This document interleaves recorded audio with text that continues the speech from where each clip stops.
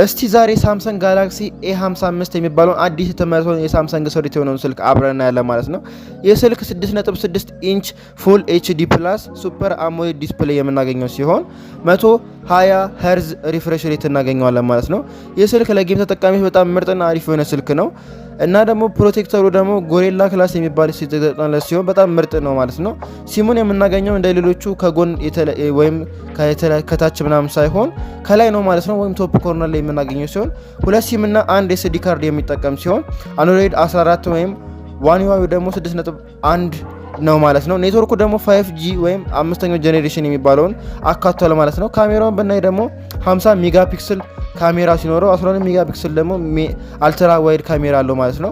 5 ሜጋፒክሰል ደግሞ ማክሮ ካሜራ አለው ማለት ነው። የፊት ካሜራው ደግሞ ብናየው 32 ሜጋፒክሰል ነው ማለት ነው።